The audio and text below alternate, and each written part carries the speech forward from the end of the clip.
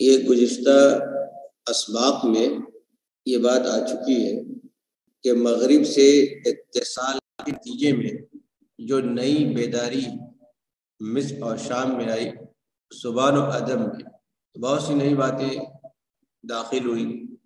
اسی تناظر میں جدید فنون ادبیہ بھی سامنے آئے جو اس سے پہلے عربوں میں متعارف نہیں تھے۔ تو جو نئے ادبی فنون متعارف ہوئے ان میں مقالہ نگاری، قصہ نگاری، ڈرامہ نگاری اور ناول نگاری۔ جہاں تک بات تقریر و خطابت کی ہے تو یہ تو عربوں میں عہد جاہلی سے صرف موجود تھی، اور پھر اسلامی عہد میں، عہد اموی میں خوب ترقی۔ ایسی عباسیوں کی حکومت کے قیام میں بھی اس کا بڑا کردار تھا، خطیبوں کا۔ اس کے بعد بھی اس کا یہ بھی زوال پذیر رہی۔ عہد جدید میں خطابت کا دائرہ بہت وسیع ہوا کہ اب یہ صرف مجمع عام میں یا جلسوئی میں نہیں خطابت رہی، بلکہ جدید جو تقاضے تھے اس میں پارلیمنٹری نظام ہے، عدالتی نظام ہے، وکالت کا پیشہ ہے، یہ سب کیا ہے؟ یہاں پر بھی تقریر اور خطابت کی ضرورت پڑتی ہے۔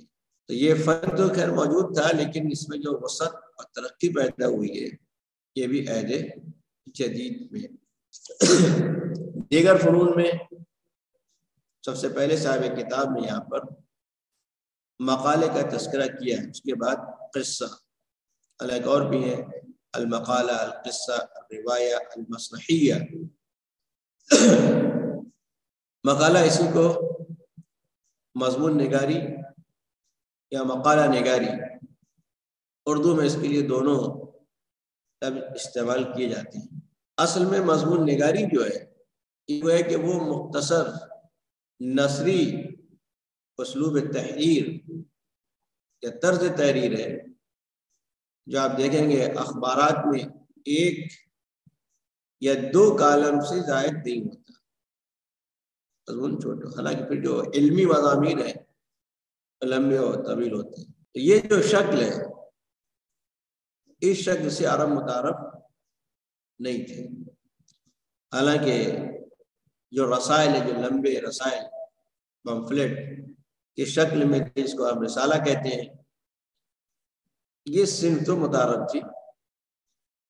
خود عہد عباسی کے بہت سے ادیب ہیں، مثلا جاہز، اس کا رسائل جاہز کے نام جو خطوط بہت معروف ہیں، اور لوگوں کے بھی ہیں۔ تو لمبے اور طویل مضامین لکھنا، جس کو اس سے پہلے رسالہ کہا جاتا ہے، یہ صرف موجود تھی، لیکن مختصر مضمون لکھنا یہ صرف نہیں تھی۔ اس کو تو عہد جدید کی جو مورخین ادب عربی ہیں انہوں نے تو یہی لکھا ہے کہ یہ فن مغرب سے اتصال کے بعد عربوں میں آیا ہے، اور مغرب کا جو عصری اور جو صحافتی ضرورت تھی، عنصر، اس کو دیکھتے ہوئے یہ اخبار میں لمبے مضامین نہیں چلتے، ان کی جگہ متعین ہوتی ہے، تو اس کے لیے گویا کہ ضرورت تھی چھوٹے مضامین لکھے جائیں۔ تو اس تقاضے نے مقالہ نگاری کے فن کو وجود بخشا، اور عام طور پر اس کے ذریعے سے صرف قوم کے اعلیٰ طبقے ہی کو نہیں، بلکہ قوم کے جو مختلف طبقات ہیں، جماعت و گروہ ہیں، سب کو اس سے مخاطب کیا جاتا ہے۔ اسی لیے آپ دیکھیں گے کہ جو مقالہ کی صنف ہے یا مضمون نگاری، اس میں ثناء و بدائع کا استعمال زیادہ نہیں ہے، تکلف اور تصنع سے کام نہیں، بلکہ اس کو کم کیا ہے، بلکہ بعض لوگوں نے اس کو بالکل ترک کر دیا ہے۔ حالانکہ ابتدائی عہد میں، یعنی بیداری کے عہد میں، رفاع تحتاوی وغیرہ کی ہاں مقالے کی سن ملتی ہے، لیکن قدیم اسلوب کی اس میں جھلک تسلح و تکلف یہ اس میں پایا جاتا ہے۔ پھر دھیرے دھیرے اس سے بھی عربی جو مقالہ نگاری ہے آزاد ہے۔ خاص طور سے ابھی 2 نمونے آپ نے پڑھے، شیخ عبداللہ ندیم اور مفتی محمد عبدو، کہ یہاں پر دیکھیے تصنع اور تکلف کی چیز کوئی نظر نہیں آتی، چونکہ یہ جمال الدین افغانی کے شاگرد تھے جو انقلاب کے داعی تھے زندگی کے ہر میدان میں۔ تو عبداللہ ندیم کو وہاں کا آپ نے دیکھا ہے، اگرچہ خطیبانہ انداز جھلکتا ہے لیکن ثناء اور بدائی کی کثرت اس میں نہیں ہے۔ پھر اس کے بعد دوسرے لوگ، خاص طور جو سامراجی عہد ہے، برطانوی عہد، اسے مصطفیٰ کامل، شیخ علی یوسف، لطف سید، انہی کے جو مضامین آنے شروع ہوئے تو بہت زیادہ فرق نظر آتا ہے، یعنی وہ اسلوب ان کا نہیں ہے جو مفتی محمد عبدو نے یا شیخ عبداللہ ندیم کے وہاں تھا۔ پھر اس کے بعد آپ پڑھیں گے کہ شیخ علی یوسف المعید میں لکھتے تھے، ایسے ہی لطفی سید تھے الجریدہ میں لکھتے تھے، اور بھی مصطفیٰ لطفی منفلتی، ان کے مضامین سماجی اور منفرد جذباتی اسلوب سے جانے جاتے ہیں۔ اس طرح کو ہے کہ عربی ادب میں یہ فن دھیرے دھیرے ترقی کرتا رہا، یہاں تک کہ پہلی جنگ عظیم کے بعد ادیبوں کی جب تیسری نسل آئی ہے، یعنی 1922 کے بعد جب سیاسی پارٹیوں کا قیام مصر میں اور شام میں شروع ہوا، پھر سیاسی پارٹیوں میں آپسی رنجش اور کشمکش ٹکراؤ کا ہوا، تو اس نے بھی اس صنف کے لیے موقع فراہم کیا۔ اس نسل میں بہت سے نام پڑھیں گے جو مشہور لوگ ہیں، ان میں ایک ہے امین رافعی، پھر عباس محمود العقاد، محمد حسین ہیکل، عبد القادر حمزہ، طہ حسین، ابراہیم عبد القادر مازنی، یہ ادیب ہیں جنہوں نے تیسری نسل کی نمائندگی کی ہے، اور ان لوگوں کے جو مضامین تھے ادبی اور ثقافتی موضوعات پر لکھتے تھے، عام طور پر المقتطف اور ہلال میں یہ جو ہفت روزہ یا ماہنامہ ادبی رسائل و جرائد تھے۔ اس کے بعد اور بھی تھے، جیسے ایک تھا السیاسہ، البلاغ، الرسالہ، الثقافہ، یہ ادبی اور ثقافتی تھے۔ تو وہ ہے کہ ان حالات نے جو ادب کی ایک نئی صنف مقالہ نگاری یا مضمون نویسی یا مضمون نگاری، اس کو موقع فراہم کیا، یہ عربوں میں صرف متعارف ہوئی، اور اس میں سیاسی، اخلاقی، سماجی، ادبی، فکری، تہذیبی، ثقافتی یہ موضوعات تھے جن پر ادیبوں نے اپنے خیالات، مشاہدات اور اپنے تجربات پیش کیے۔ پھر یعنی محمد حسین ہیکل، عقاد، طہ حسین مازنی جو تیسری نسل کے ادیب تھے، اس کا بھی مزید ترقی ہوتی ہے جب مصطفیٰ صادق الرافعی اور احمد امین کے وہاں جو سماجی اور تاریخی یا جو مفکرانہ شان ان کے مضامین میں نظر آتی ہے۔ آپ پڑھیں اس کو، مصطفیٰ صادق الرافعی کے جو مضامین کا مجموعہ ہے، واحد القلم، احمد امین کا ہے فیض الخاطر، تو اس میں یہ خصوصیات نظر آتی ہیں۔ دوسری صنف جس کو صاحب کتاب نے القصہ کہا ہے، اسی بار الحکایہ بھی کہا ہے، قصہ نگاری، کہانی نگاری، یہ صنف تو ہم کہیں گے یہ نئی صنف نہیں ہے عربی ادب میں، بلکہ یہ پرانی صنف ہے۔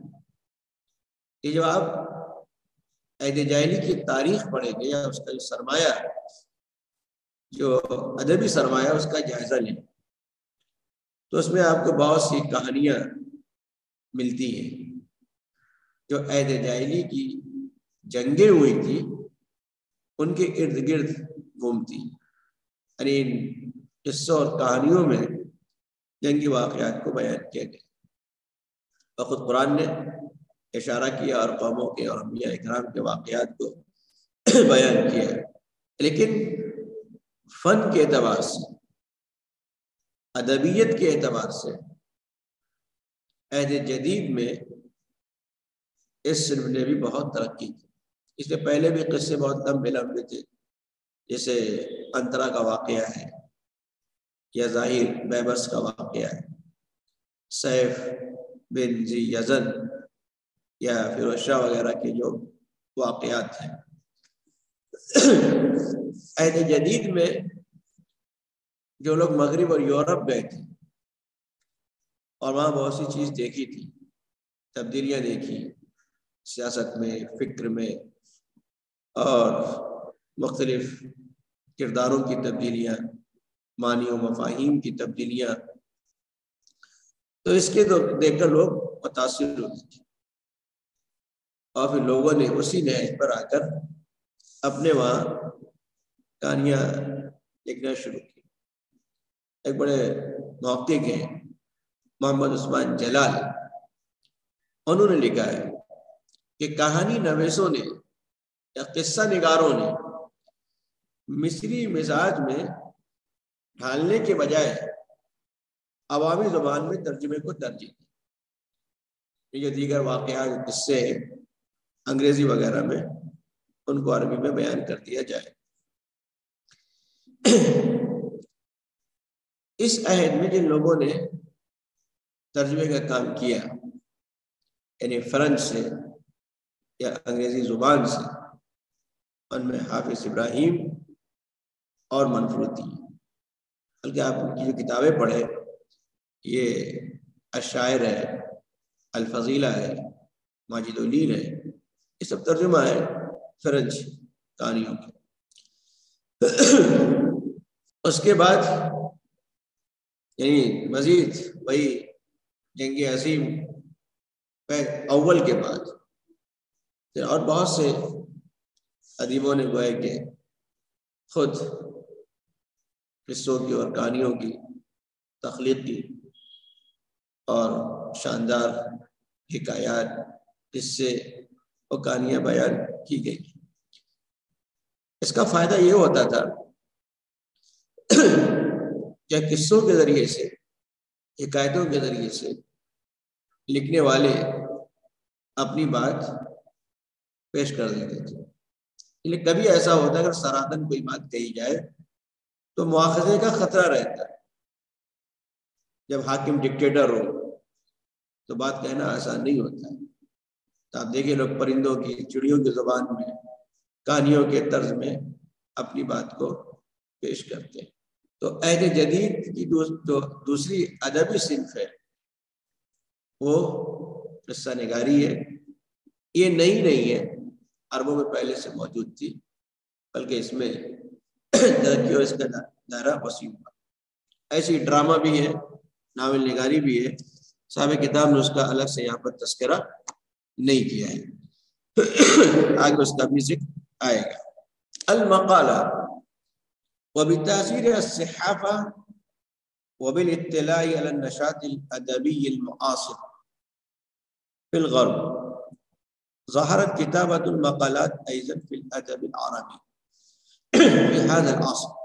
صحافت کے اثر سے اور مغرب میں موجودہ ادبی سرگرمیوں سے واقفیت کے نتیجے میں اس زمانے کے عربی ادب میں بھی مضمون نگاری، مقالات یا مضمون لکھنے کی صنف سامنے آئی،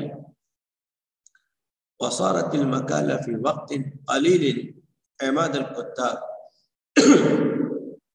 اور مختصر سے وقت میں مضمون نویسی، مقالہ نگاری یا مضمون نگاری یہ اہل قلم اور ادیبوں کا سرمایہ بن گیا، سہارا بن گیا، یعنی اس کو ہی کو اختیار کیا، اس کے ذریعے سے وہ اپنی بات کہنے لگے۔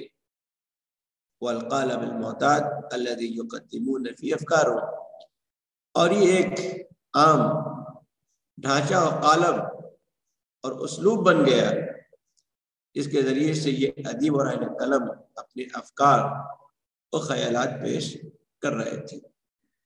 یہ چھوٹے سے مضمون میں، ایک کالم میں، دو کالم میں اپنی بات کہہ دینا ہے۔ عرفت المقالہ کقالب ادبی صغیر، عہد جدید میں مقالہ نگاری یا مضمون نویسی یا مضمون نگاری یہ ایک چھوٹے ادبی کالم میں پہچانی جاتی ہے، کوئی ایک کالم، ڈیڑھ کالم، بہت زیادہ دو کالم۔ قلما يتجاوز نہرا او نہرین فی الصحیفہ، جو بہت ہی کم اخبار کے ایک یا دو کالم سے متجاوز ہو۔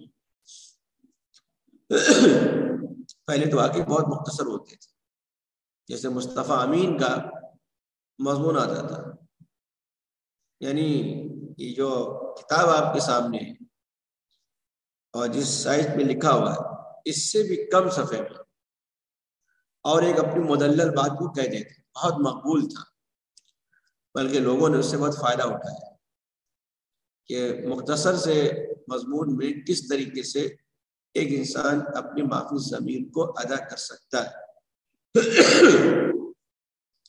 لم یکن العرب عربوه من قبل، عرب اس سے پہلے اس علم سے واقف نہیں تھے۔ یہ بات صحیح ہے، اس میں کوئی عیب کی بات نہیں ہے۔ انما كانوا يعرفون قالبا اطول منه، بلکہ یہ عرب اس سے لمبے قالب سے واقف تھے، جس کو الرسالہ کہا جاتا ہے۔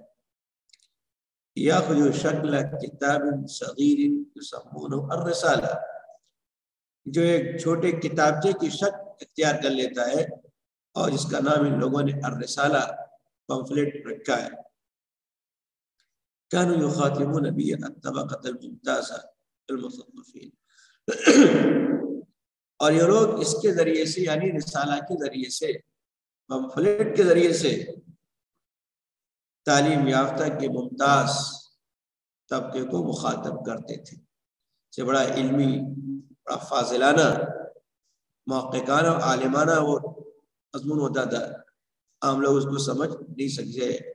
جاہز کے رسائل ہیں عبدالحمید کے، یا جس کی مثال ہمیں عبدالحمید بن یحییٰ، جاہز اور ان کے علاوہ یعنی ابن العمید، صاحب بن عباد، صاحب بن ہارون، ان کے وہاں یہ چیز ہمیں ملتی ہے۔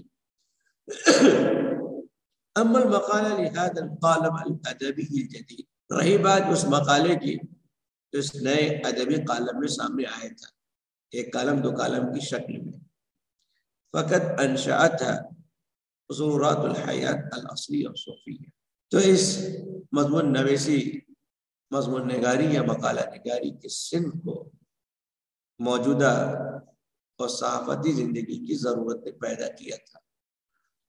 یہ جو حالات آ گئے ہیں اور ہمیں اخبارات میں لکھنا ہے، اخبار اس کا متحمل نہیں ہوتا کہ 20-20 10 صفحے کا مضمون یا مضامین شائع کیے جائیں، بلکہ چھوٹا مضمون اس کے لیے مطلوب ہوتا ہے کہ یخاطب بها طبقات الامہ علی اختلاف، کہ اس مقالے کے ذریعے سے امت کے مختلف طبقوں کو مخاطب کیا جاتا ہے، پڑھے لکھے سے اعلیٰ ترین طبقے کو بھی اور ایک عام بازاری طبقے کو بھی۔ وَلِذَلِكَ لَتَتَعَمَّقْ بِالتَّفْکِیرِ، اسی وجہ سے مضمون میں فکری گہرائی نہیں ہوتی۔ آپ بہت فلسفہ پیش کر دیں گے تو پھر وہ بے فائدہ ہو جائے گا۔ وَلَا تَلْتَمِسْ الزُّخْرَفَ اللَّفْظِ، اور نہ اس میں لفاظی کی ضرورت ہوتی ہے کہ خوب الفاظ اور مترادفات کا استعمال کریں کہ الفاظ کا گورا گندا لگ جائے اور معنی دب جائے۔ ایسا بھی نہیں ہے۔ وَيَكُونُ غَرَضُ الْكَاتِبِ فِيهَا أَنْ يَعْرِضَ لَنَا مَا يَجُولُ بِنَفْسِهِ مِنْ خواطر، بلکہ مضمون یا مقالہ لکھنے والے کا مقصد اور اس کی غرض و غائد یہ ہوتی ہے کہ وہ ہمارے سامنے ان خیالات کو پیش کرے ما یجول فی نفسی، جو اس کے ذہن و دل و دماغ میں خیالات آتے ہیں، اس کے جو اپنے احساسات ہیں، جذبات ہیں، خواطر، احساسات، خیالات، یکون مبعثها تجاربہ الشخصیہ، جن خیالات اور احساسات کا محرک اور سبب اس کے ذاتی تجربات ہوتے ہیں۔ کوئی چیز جانتا ہے، کسی چیز سے گزرتا ہے، تو وہ پیش کرنا چاہتا ہے کہ یہ تجربہ زندگی میں کیا گیا، ایسے حالات آئے تو ایسا کیا جا سکتا ہے۔ وَبِذَلِكَ تَكُونُ الْمَقَالَةُ انعکاساً وجدانیاً لِكَاتِبِهَا، اس طریقے سے مقالہ گویا کہ اپنے لکھنے والے کا وجدانی اور شعوری ایک انعکاس، ایک اثر اور آئینہ ہوتا ہے کہ جو مضمون پیش کرتا ہے، جو مقالہ لکھتا ہے، وہ اپنی گویا کہ شخصیت، اپنی رائے اور اپنے احساس و شعور کو پیش کرتا ہے۔ اسی لیے یہ سن بہت مقبول ہے، ہر شخص کو آزادی ہے کہ آزاد طور پر وہ اپنی بات کو کہہ سکتا ہے۔ القصہ، کہانی نویسی، قصہ نگاری، وظہر بالتاثیر النشاط الادبی الجدید فن القصہ والمسرحیہ، نئی ادبی سرگرمی کے نتیجے میں قصہ نگاری اور ڈرامہ نگاری کا فن بھی سامنے آیا۔ وَلَمْ يَكُنْ عِنْدَ الْعَرَبِ بِهَذَا الشَّكْلِ، یہ فن بھی عربوں میں اس شکل میں موجود نہیں تھا، کیونکہ جو اس کے مختلف کردار ہوتے ہیں اور وہ اختصار بھی، اور ڈرامہ تو تھا ہی نہیں، ڈرامہ تو اسٹیج کیا جاتا ہے۔ وَإِنَّمَا كَانَ فِي الْأُصُولِ وَالْوُسْطَى قَصَصٌ شَعْبِيٌّ، بلکہ عہد وسطیٰ میں کچھ عوامی قصے تھے، جس سے وہی ہے سیف ذی یزن وغیرہ کے طرح کے، جو غیر فصیح ہوتے تھے، اور مقطوعات قصصیہ بسیطہ یا ماسادہ وہ حکایتی چھوٹے چھوٹے ٹکڑے ہوتے ہیں، علی غرار النطاق الصائد اليوم، اور یہ جو چھوٹے قصے ہوتے بھی اس کے برعکس ہوتے جو آج موجودہ ہے، جو شکل عام ہے۔ آج کے جو قصے لکھے جاتے ہیں، کہانیاں لکھی جاتی ہیں، اس طرح قصے اور کہانیاں اس عہد میں نہیں لکھی جاتی تھی، حالانکہ اس کی ایک خام شکل موجود تھی۔ وَأَهَمُ مَمْتَازَتْ بِهِ الْقِصَّةِ الْيَوْمَ أَمْرًا، موجودہ عہد میں یعنی عہد جدید میں آج قصہ کی جو امتیازی خوبیاں یا محاسن خصوصیات ہیں، اس میں دو باتیں۔ عنصرها الفنی، اس کا جو ایک فنی عنصر ہے، اس میں ایک کردار جو ہوتا ہے، ایک ہیرو ہے، راوی وغیرہ۔ واستجابتها لواقع الحیات، اور دوسری چیز یہ ہے کہ یہ قصے جو حقیقی زندگی کو اپیل کرتے ہیں، کوئی تصوراتی اور تخیلاتی چیز نہیں ہوتی ہے، بلکہ عرض واقع پر جو حالات ہیں، واقعات ہیں، ان کو بیان کیا جاتا ہے، اور ایسا انداز اختیار کیا جاتا ہے کہ ان کی حالات کی عکاسی ہو جائے۔ ایسے ہی آج کی قصہ نگاری کی جو خصوصیات ان میں الدیباجہ المشرقہ، روشن اس کا چہرہ ہے۔ دیباجہ ظاہری چیز کو بھی کہتے ہیں، تمہید کو بھی کہتے ہیں، یعنی اس کا گویا کہ تمہید باندھی جاتی ہے وہ بالکل واضح اور صاف۔ وتحلیل دقیق الحوادث الاشخاص،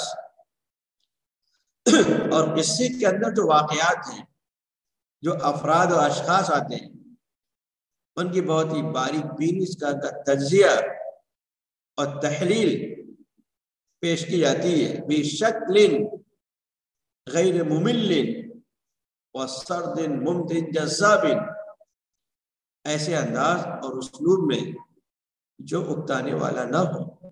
ممل کہتے ہیں اکتانے والا، غیر ممل جس سے اکتاہٹ نہ ہو، پڑھنے میں شوق پیدا ہو.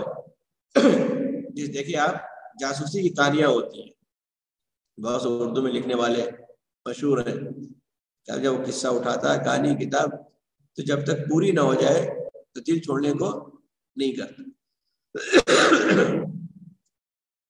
وہ سردن، سرد کے معنی بیان، اور بیان کا انداز ایسا تھا ممتعن جو دل کو لبھاتا ہے، بھاتا ہے، لذت دیتا ہے، جذاب اور بڑا پرکشش ہوتا ہے. وہی بذالک حدیثۃ الاحد بجمیع الآداب العالمین.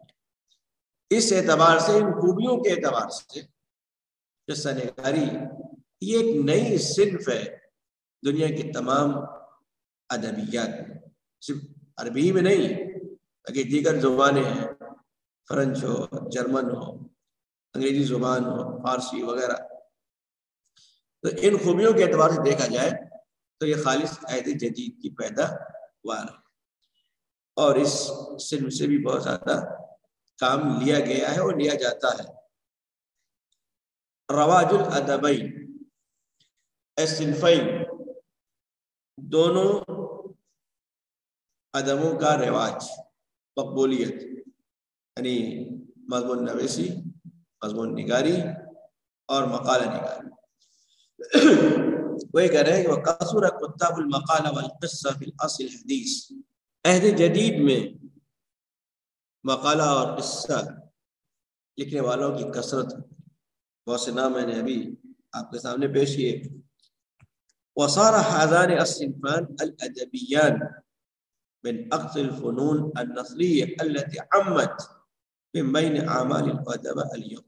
اور یہ دونوں ادبی صنفیں ان نثری فنون میں سب سے زیادہ ترقی یافتہ یا ان کو فروغ ملا، ان کو مقبولیت حاصل ہوئی، جو نثری فنون آج کے ادیبوں اور اہل قلم کی تخلیقات اور ان کی کارکردگیوں میں پائے جاتے ہیں. وَنَالَتِ الْقَبُولِ، اور یہ نثری فنون نے قارئین کے نزدیک بڑی مقبولیت اور پذیرائی حاصل کی ہے. تقدیر کے معنی پذیرائی.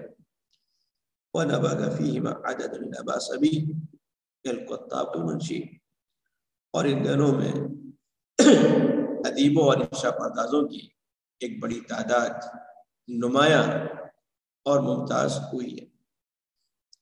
اب آگے مختلف لوگوں کے نام دیں گے اور ان کی جو مشہور کتابیں ہیں ان کا تذکرہ آئے گا. حالانکہ ان دو صنفوں کے علاوہ اور نئے اصناف ہیں. اس میں ایک نئی صنف ادب الاطفال بھی ہے، اور ایک صنف ادب الرحلہ بھی ہے، اور ایک صنف السیرہ الذاتیہ بھی ہے، یعنی اپنی بایو ڈاٹا تیار کرنا، اپنی سوانح پیش کرنا. یہ پہلے بہت کم تھا. یہ سب کیا ہے؟ عہد جدید کے فنون ہیں. تو اب کئی ہو گئے. قصہ نگاری، مقالہ نگاری، قصہ نگاری، ڈرامہ نگاری، بچوں کا ادب، اور سفر نامہ، اور سوانح یعنی السیرہ الذاتیہ. یہ گویا کہ 6 جو کہا جائے الفنون الجدیدہ المستحدثہ فی الادب العربی، عربی ادب کے نئے فنون.